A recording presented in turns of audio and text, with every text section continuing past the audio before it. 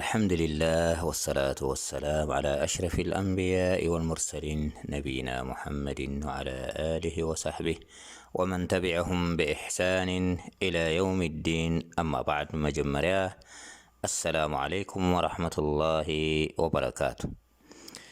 نايلو معنتي أرستنا بزعبا زكاة كوينو نسدما كندي ترق ገንዘብ ዝውነን እዩ ዘካት ከውፅ ዝግብኦ ዝብል ልክዕ እዩ ኣብ ዘመን ነቢና ሙሐመድ ሰለላሁ ዐለይሂ ወሰለም ንብረታት ብምልኦም ብወርቅን ብሩርን እዮም ዝግዝኡ ዝሽየጡ ነይሮም።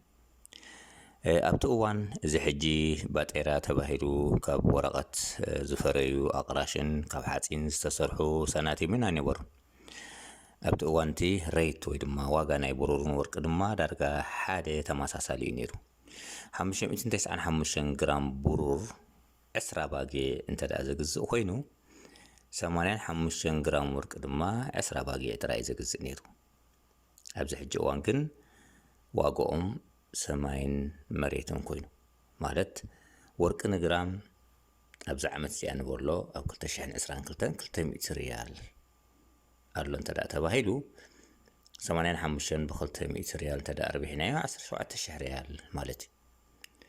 ዋጋ ብሩር ድማ ንግራም 2 ቅርሽን 80 እንተዳ ኮይኑ 595 ብ280 እንተዳ ኣርቢሕናዮ 1666 ሪያል ስዑዲ ማለት እዩ።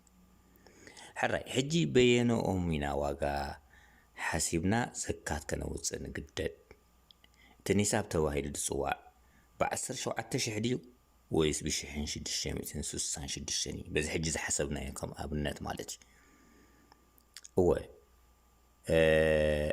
ኣብዚ ዑለማ ኺላፍ ገይሮም ምክንያቱ እቲ ዋጋን ሓይሊ ናይቲ ገንዘብን ስለ ዝተፈላለየ ማለት እዩ። ብዋጋ ናይ 85 ግራም ወርቂ ተሓሲቡ ክንድኡ ገንዘብ ዝውነን ሰብ እዚ ኒሳብ ኣለዎ እሞ ከዓ ዓመት ምስ ዝገብር ዘካት ከውፅእ ኣለዎ ዝብሉ ዑለማ ኣለዉ። ገለ ዑለማ ድማ እንታይ ኢሎም ኣይፈኣሉን። ን595 ግራም ብሩር ዘግዝእ ወርቂ እንተዳ ዝውነን ኮይኑ ገንዘብ እዚ ገንዘብ እዚ ኒሳቡ ስለ ዝኣኸለ ድሕሪ ዓመት ዘካት ከውፅኣሉ ኣሎ ይብሉ ማለት እዩ። እዚ ኺላፍ እዚ ኣብ ዋዕላ أهجراوي أكاديمي إسلامي فقهي مجمع فقه الإسلام مالتي قريبو انتي وسينهم بناي برور مالت ب595 جرام تمينكا اتريساب كوسدالو ويلو بزو ساني زي كحسب كله دما اتدخا زيادة يتكم نبوزح بكوتات ناي تدخاون يعصو مالتي معناتو أبزو قداي زي بوزح حسابات قصاتو فيهم ካብዚ ውሳኔ ዝተበጊስካ ካብ ክንደይ ጥረ ገንዘብ ዘካት ከወፅኦ ዘለዎ ዝብል ሕቶ ክምለስ ይካል።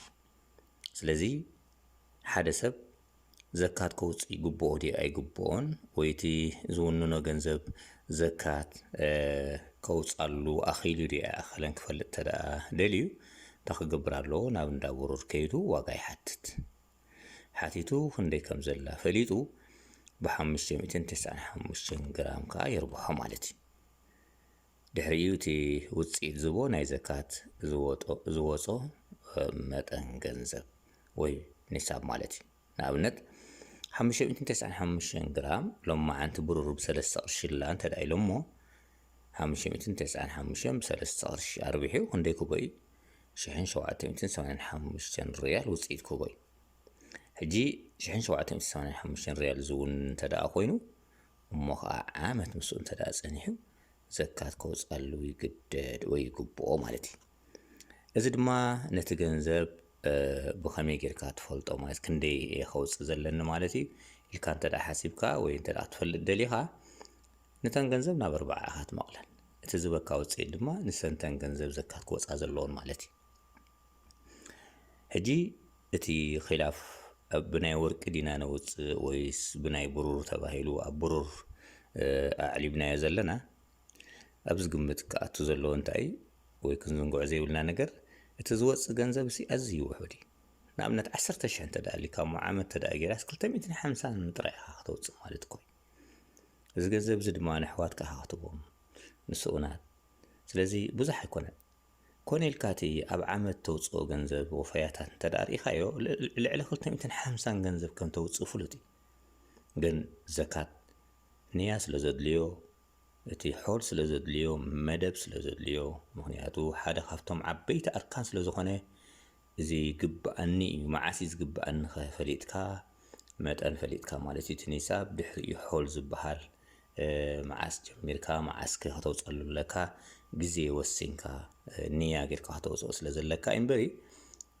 እቲ ገንዘብ ኣብ ውሽጢ ዓመት ንዕድሎ ካብኡ ንላዕሊ ስለዚ ንያ ጌርና ነቲ الله سبحانه وتعالى زحدد ገንዘብ ተዳውፂናዮ ካብ ረቢ سبحانه وتعالى ዓብይ ኣጅር ንረክብ ካብቲ ሓላፍነት ናይ ዘካት ድማ الناس نخون أين حتى المال تنتدى زكاة نوزينا هذا والله أعلم صلى الله على نبينا محمد وعلى آله وصحبه وسلم